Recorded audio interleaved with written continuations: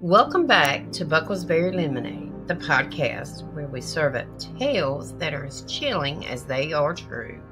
I'm your host, Lisa, and joining me, as always, is my co host, Tim. Thank you, my darling. Tonight we delve into stories of individuals who unknowingly brushed shoulders with some of the most infamous serial killers in history, and they lived to tell the tale. These are the harrowing accounts of near misses, where a simple twist of fate spared them from becoming another statistic. So pour yourself a glass of lemonade, settle in, and prepare for a journey into the shadows of chance and survival. Stay tuned, guys. This is going to be a good one.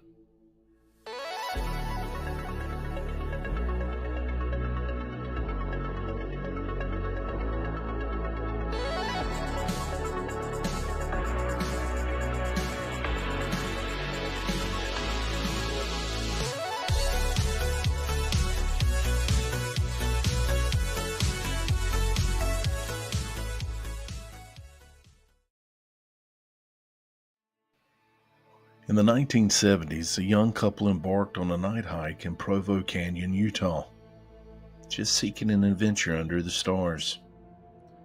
As they ascended the trail, an unsettling feeling washed over them. They began to sense they were not alone. They just dismissed it as their nerves and continued their hike. However, on the descent, the man stumbled over something in the darkness. To their shock, they realized it was a person hiding along the path. Completely unnerved, they hurried back to their car, unaware that they had just encountered Ted Bundy, one of America's most notorious serial killers. Bundy was convicted of multiple murders and executed on January 24, 1989. While he confessed to 30 homicides, some experts believe his actual victim count could be higher.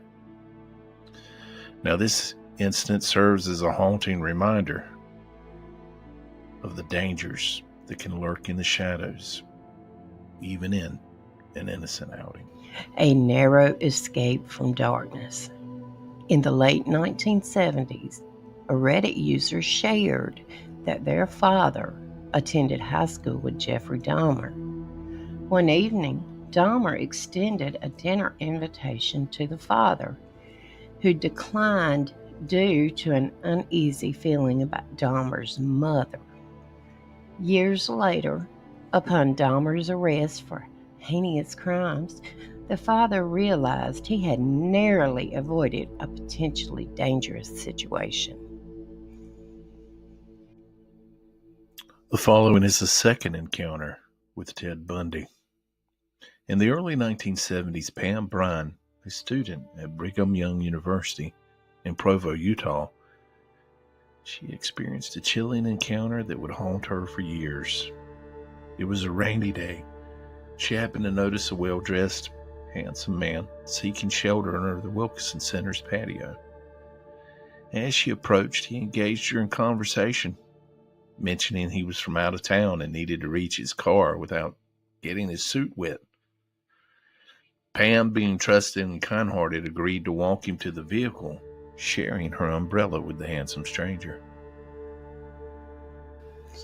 They traversed multiple sections of the parking lot, each step taking them further from the campus hub. When Pam inquired about the car's location, the man assured her it was just a bit further. Suddenly, she felt a tug on the belt of her raincoat. Instinctively, she pulled away and created distance between them. The stranger attempted to calm her, insisting he meant no harm, and even offered her umbrella back. Uneasy, Pam declined and hurried back to the safety of the campus. Initially, Pam chastised herself for overreacting, fearing she'd been rude to a visitor. However, years later, while watching a television program, about the notorious serial killer Ted Bundy, she was struck by a horrifying realization. The man she encountered, he bore an unmistakable resemblance to Ted Bundy. Reflecting on her timing and the location of her experience, Pam became convinced that she had narrowly escaped becoming one of Ted Bundy's victims. This revelation left her shaken, just as it would us all, reminding her and us, a stark reminder of the dangers that can lurk behind a charming facade. Now, according to a Reddit user, sometime in the 1970s, a teenager from Thousand Oaks, California, had a chilling encounter with William Bonin, later known as the Freeway Killer. The user recounted meeting a man named George at a local pool hall. After a few weeks, George offered to drive the teenager to lunch. During the ride, George suddenly placed the teenager in a headlock, threatening to kill and dispose of him in a nearby dumpster. The teenager remained calm, which seemed to dissuade George from following through with whatever diabolical plan he had. He released the teenager and drove back to the pool hall. It wasn't until later, upon seeing news reports, that the teenager realized George was indeed William Bonin. Bonin would be convicted of murdering 14 young men and boys between 1979 and 1980. He was executed in 1996. A Ride with Death. Steve Fishman's brush with a serial killer. In 1975, 19-year-old Steve Fishman was hitchhiking from Boston to Norwich, Connecticut. During his journey, a man offered him a ride. Unbeknownst to Fishman, this driver was Robert F. Carr III, a serial killer who preyed on hitchhikers.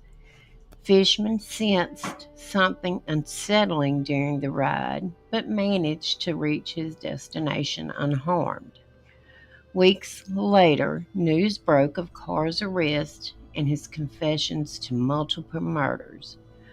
Fishman realized he had narrowly escaped becoming one of Carr's victims. This harrowing experience profoundly impacted Fishman, shaping his future career as a journalist.